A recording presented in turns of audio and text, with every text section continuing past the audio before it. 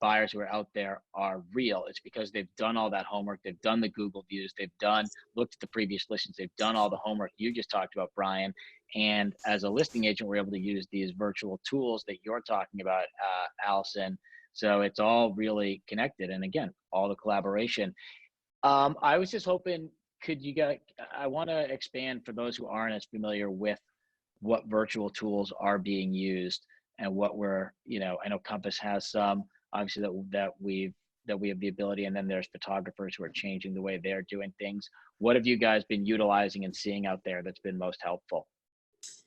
I love, it's called the flipping book, which we have for listings, which is really incredible. You go through your phone like you're actually looking at the brochure, and that's a Compass generated tool. It's really incredible. That I send with all the properties now. I also do the drone video, virtual video on all properties, and you can update if the listing's on the market, you can post that right to MLS, or do different social media update it on social media, Instagram, Facebook.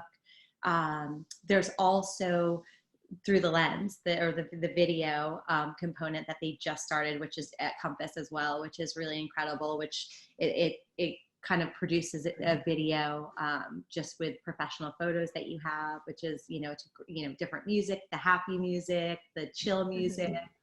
You can, do it in 20 seconds. So it's pretty, really effective ways. And it's nice to be able to provide, if, you're sending it to another agent, for them to provide their buyer a whole list of different ways to view the property.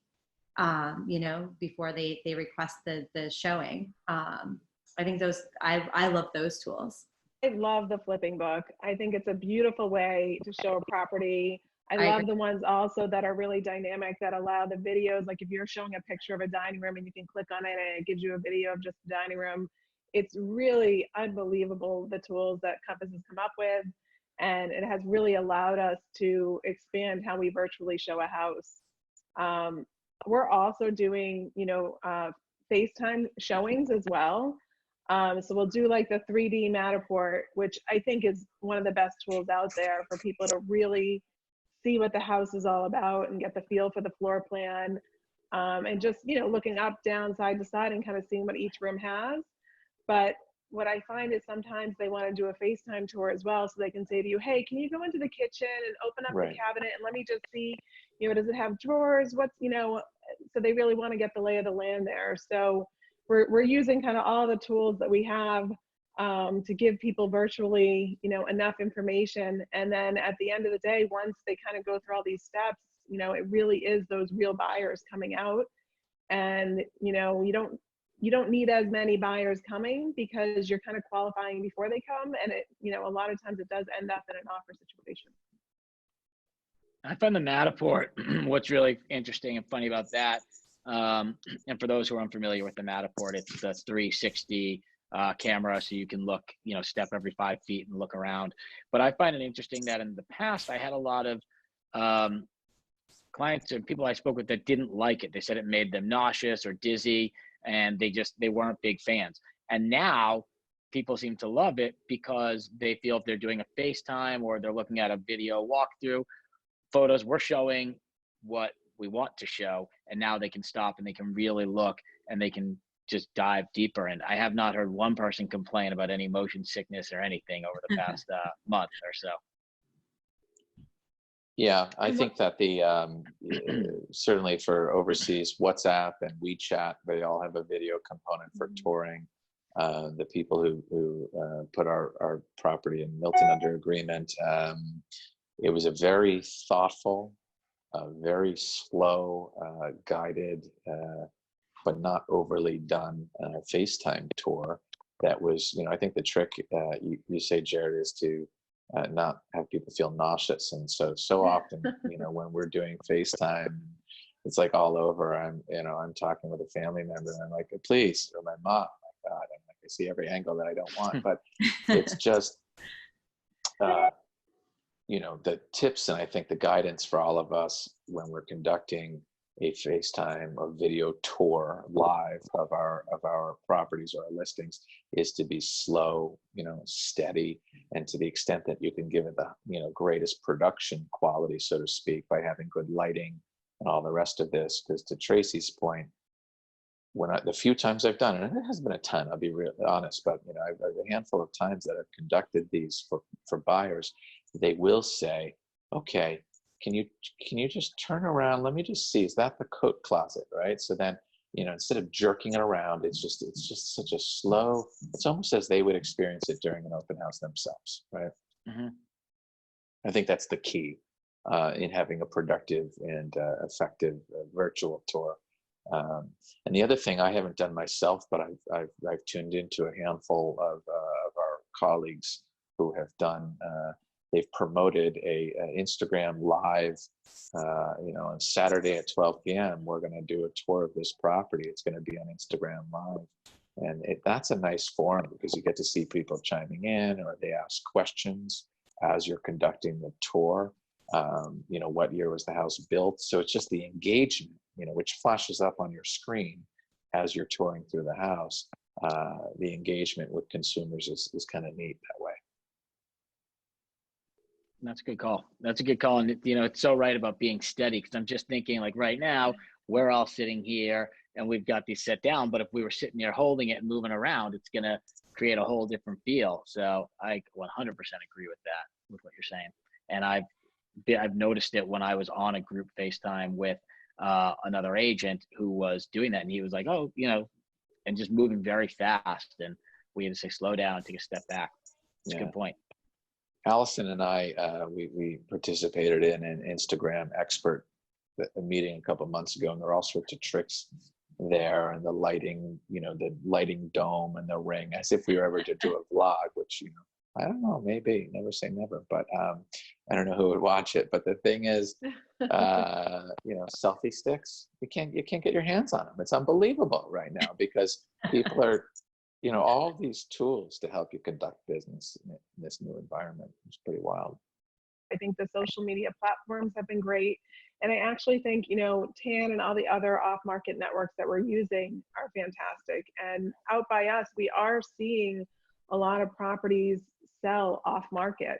I know historically Boston, you guys tend to do a lot off-market anyway, but we are doing more off-market than we normally do. I'm wondering if that's happening, in Boston as well.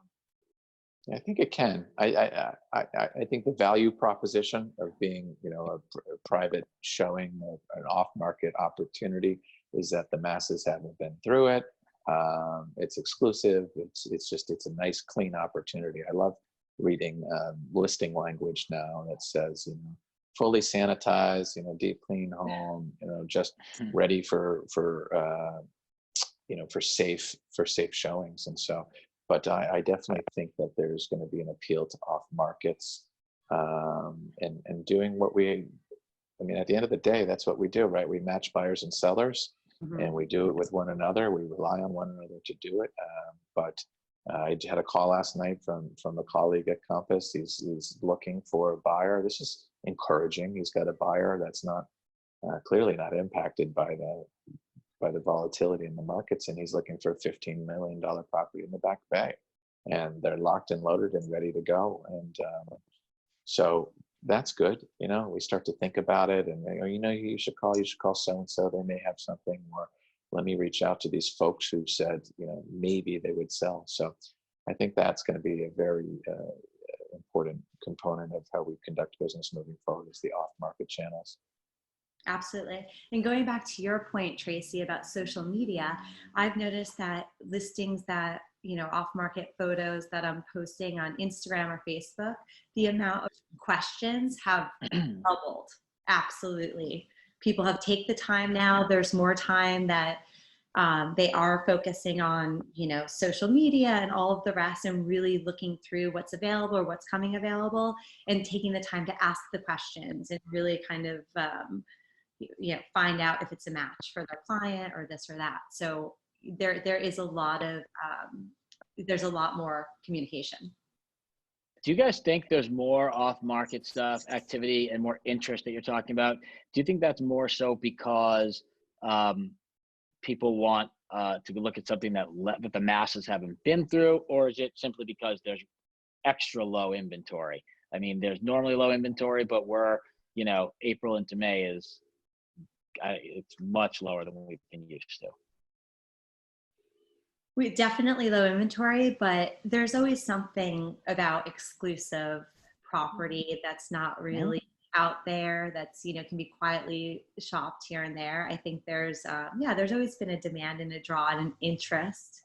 I have something, a luxury $20,000 rental, and we haven't taken photos, we haven't done anything yet. I, you know, had a private showing, and they're interested, they're going to, you know, put something forward. So that was exactly what the owner wanted, you know, to bring the drone videographer and the photographer through, and then, you know, kind of become more mainstream about it. It wasn't what he was looking for. So it really did take really reaching out to a person that this is exactly what they were looking for, you know? So it's you know, on the seller side of things, listen, I mean, at the end of the day, it's not always the easiest thing for us to sell a property or a listing that's not really a listing. You know, it's off market. It's there are reasons why our sellers do it, right? And now this is potentially a new reason why a seller will prefer to stay in the off-market channels. I mean, historically, it's been when they covet the privacy of it. You know, maybe they're a notable individual. Recently, we had a C-level executive, and he didn't want anybody to know that he was selling his Boston townhouse because that could compromise, you know, it creates speculation, right? So that all of a sudden that goes on MLS, and it's on Zillow and Trulia and Realtor, and it's all out there for everybody to see. Then all of a sudden it fosters this speculation that could be harmful, detrimental to the firm's stock prices. I mean, there are real consequences. Well, why are they moving? Where are they moving? Are they going to work for another company? There are others who just, you know, very wealthy families who just covet the privacy component to it. And on the buyer side of things, I think a lot of times the attraction is that this is not, you know, it's a special opportunity. If it hadn't been on the market, it perhaps would have sold already or to somebody else. And so the fact that their buyer's agent has access to this is a good thing for them. I will say for us out here, you know, we definitely do off-market transactions, but we have seen an uptick of them since, you know, everything has been going on with the pandemic. And whether it's because sellers, you know, aren't ready to put it on the market, so they're, you know, utilizing, you know, all the off-market tools, or, you know, they don't want as many people in their house with everything going on. But we are seeing an uptick of that. And I think it's a combination of there's low inventory and buyers that have to buy. So everyone is out there, you know, speaking and communicating with brokers and finding out, you know, what else is out there, what other inventory is, you know, whether it's a month or two out, or even if they're not selling for a year, there are buyers that say, okay, I'm okay with that as long as I know I have something.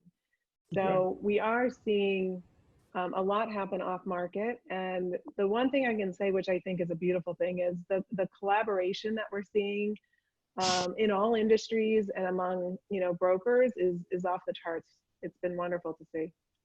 I want to add to what you're saying about the off-market activity, because we're seeing an overall uptick in activity, quite frankly. And I know, Allison, you told me that you've been seeing similar in Boston recently, but, you know, I think that what I'm seeing is a lot of people who said, you know, I'm going to sit on the sidelines. I want to wait for this to pass over, see how it shakes out. And now they're realizing it isn't 3 weeks. It's not a month or two. And they're getting frustrated and they're getting anxious. And now they're saying, we just want to move, whether that's because we've got a new job we're taking or baby on the way or whatever it is. So is it similar in Boston? Yeah, I think there's a few different things. You know, there's definitely buyers that were motivated to maybe put an offer on a property and they just completely paused. And now I find that certain buyers like that, I'm having conversation with them again. We're talking about the floor plan. We're talking about options. They're kind of moving back towards the interest of buying something, identifying a property. And absolutely, there's you know, the group of you know, listings I have that the buyers are coming in, and the agent contacted me a while back, and finally now they're ready to take a look, have a showing. You know, there's just, maybe from being, you know, house locked and wanting to just get some fresh air and just see what's out there, it could, you know, there could be part of that. But for the most part, I absolutely do see these buyers. They're serious. You know, they're coming in 2 times or 3 times, and they're really asking all the questions, and they're, you know, putting offers forward. And so there's just, you know, it feels like there's a new wave of energy that's been very obvious, really, from what I've seen in the last week. It's going to be really interesting to see what happens this summer. You know, I don't know how it is in the suburbs, but, you know, typically we get very quiet, right? There's just this whole perception. I mean, I don't know why everybody in Boston thinks that everybody in Boston goes to Nantucket or the Vineyard and stuff. But, you know, there's a population or a percentage that does, or they're on the Cape, or they're up in Maine. And so historically, we've had quiet summers. And so we're all watching this really closely and waiting to see. I think there's going to be kind of a reckoning with a lot of sellers who had been holding off, hoping that things had lifted or improved considerably by now, so that they could still sneak in a listing by, you know, in the tail end of the spring market. So, you know, if I'm a seller and I'm questioning whether, and we did just go through this exercise with Milton, should we put it on the market or should we wait till things let's just wait and see, right? Well, now all of a sudden you're waiting and seeing, and it's June. Well, that's not really a good time historically to go on the market, right? Yep. So are we now waiting till the fall? And I think if that's the case, to go on the market, we may then take greater advantage of collaboration with colleagues through these off-market channels. So I think you'll see some of that. And I think the other interesting thing to see is how much this pandemic affects mortgage activity and lending activity. I think there's going to be a tightening up. And so I think that will that'll be interesting. Our team had a client that recently, you know, we spoke to them in March, and they said, okay, let's wait and see, you know, what Governor Baker has to say. And then, you know, we said, okay, now let's, you know, talk mid-April and see. And then it got to the point that they're like, you know what, there's no definitive answer of when things are going to completely change. And they were moving out of state. So we ended up putting it on, and we went through kind of all the, you know, steps, you know, before people could come see the property. And, you know, our team members ended up getting multiple offers, and it sold that first weekend. So wow, that's great. It's interesting to see, you know, we're having the conversations, but, you know, because we don't know the end date of when everyone's going to kind of come out of their houses and things are going to go back, you know, a little bit back to normal. You know, I think sellers are starting to realize, okay, you know, we need to make a decision. Are we really selling, right, or are we going to, you know, either wait till the fall or wait till the following spring? Right. Wait indefinitely, right? So we just don't know. But I think that's finally what we're seeing too. People, to Ali said that this week has just been very active, right? Like all of a sudden, bam. And I think it's the group that, not giving up on social distancing or any of that, but we have to plan our lives, right? And you know, we all have time to talk to, if we have a significant other, or we have a mother or father or whatever, we have time to talk and dream and strategize. And I think there's just a lot of that happening. And now we're going to see people, buyers or sellers, acting on that.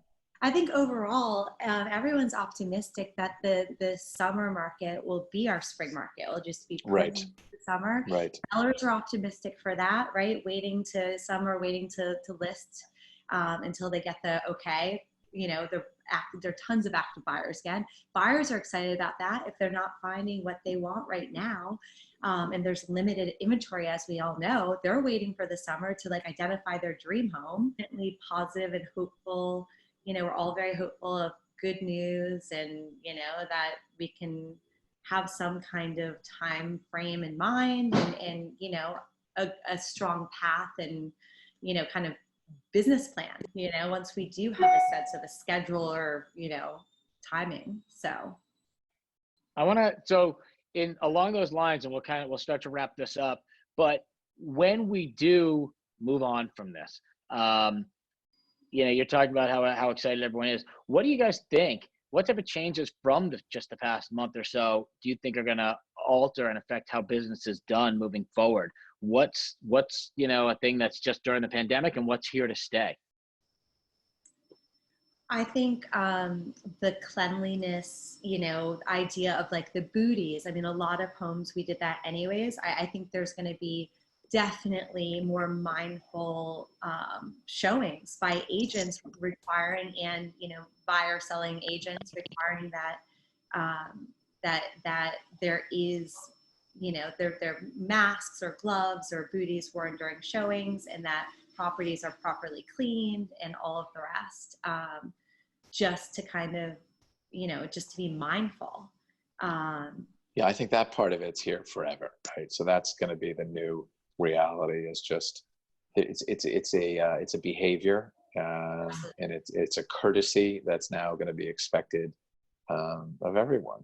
Open houses that we used to have, where you could have anywhere from 5 people to 50 people or more coming through at once. Like, how is that going to change? And we talked about what we've been seeing now is some people have either been using showing time, or when you call to set up an appointment or a showing, they block out a time. They'll say, okay, I'm going to be there from 12 to 2 or 12 to 3, and I'm doing 15-minute showings, and only one buyer is allowed in there at a time. So that's what we've been seeing, and it will be interesting to see if we go back to the way we used to do open houses, or if it is going to be more less people at a time or just showings in that block of time. I think showing time is so much more productive. We all know as a listing broker how it feels. It's great when you get tons of activity on, your first open house. But how many buyers are not getting the update you want to provide them, and fully give them the perspective on the condo or the home. So you're able to really provide the buyer, the buyer's broker, all the details, and have what it feels more one-on-one specific, showing experience, instead of just chaos where you're just trying to keep track of who's there and all of the rest. I think it's a much more proactive, productive way to do it. That's always been valuable and attractive to my buyers when I'm able to source them an opportunity off market is it just feels more civilized, right? They're going in and they're not going to an open house with 50 people, and sign in and do this and do that. And, that awkward encounter in the stairwell, it's like, no, you first, or you first, it's just, so when you're able to really listen to a buyer and say, understand what it is that they're looking for, like you said, Jared, like this, your buyer really now values a home office, and kind of get back in the trenches, and get necessarily just quickly offline, but then go find them, go match that property for them off market channels. And you call Allison, she says, actually, I do. I think my seller will sell. And it's that matchmaking. I think that there's just, it becomes very attractive for buyers beyond safety and cleanliness and all the rest of this, just to have something that's a bit more curated, I guess is what I'm getting at, and a little bit more, bespoke and to them, rather than just fit for the masses, which is how we used to operate business a lot of the time. Well, so you just hit where I was thinking when you said fit for the masses. So my dad was in real estate since he was at college. He started an office in Alston in 1971. And so he saw the whole transition with the internet and getting involved in everything. And he started giving me a hard time a few years ago. He's like, why are you showing so many pictures of these houses? People don't need to see, every single room. You're showing too much. We used to give one picture of the front, maybe one of the kitchen, and enough to get all the people in there. And the goal was, and I understand what he was saying, because a big goal was, we want to get as many feet in the door because we want to create that buzz. Whereas right now, I want to get as many eyes online, and I want to really get the conversation and the questions going, because I don't want feet in the door. I want the right feet to come through and the right people. So I think that's one thing that's going to stay, is that is people doing their homework, you know, a little more homework. Whereas, you know, as a buyer agent, you should be doing that homework, but there's so many buyers, as we all know, that they feel they have to see everything. They're not valuing their own time, let alone our time. And I think that people will hopefully do that much more. And as you said, Brian, get back to, you know, getting in the thick of things. We're doing our job to really figure out what is the right fit and the best fit. And I think a lot of buyers will rely on their agent for that. And a lot of it is for the better. I think, you know, you get so used to what works and you continue that process. And now we've got to take a step back and change the system and the way that we all operate. And from that, you analyze it and you realize, like, there's some good parts to that are better being, you know, the way they currently are operating, and will kind of stick with those kind of, you know, that way of life. Change is good, right? So, you know, as long as we can, you know, we'll implement the stuff that, you know, makes sense and is helpful to our buyers and seller clients. And, you know, I think that, you know, as, you know, for us, I can speak, there are a lot of buyers that, you know, come out our way for the school year. And, you know, I think we are still seeing those people that need to get in for the school year. So, you know, our hope is that we do have a very busy summer, and I hope for you guys that you have a very busy summer. And let's sell some real estate. Love it. Yes. Well, thank you guys. Honestly, this was a little longer than I think we told you it was going to be. But honestly, you guys brought great information. And I'm amazed that throughout all this time that the clouds haven't changed, the sunset behind Brian. It's unbelievable. It's just beautiful all day. It's just amazing. It's just an epic sunset. And it starts really early at breakfast and lasts all night. But you see some birds. Do you guys see that boat? Oh, that's a beautiful boat. That'll be our stop for martinis, like right over. We'll come to you, Brian, in a few weeks. Yeah, it is great. Come visit. I can't wait. Well, thank you guys so much. This was awesome. And as Traci said, let's keep selling. And I hope that it's a really productive summer and end of spring in Boston and the burbs for everyone. Yeah. All right, guys. best Stay wishes. safe, guys. You too.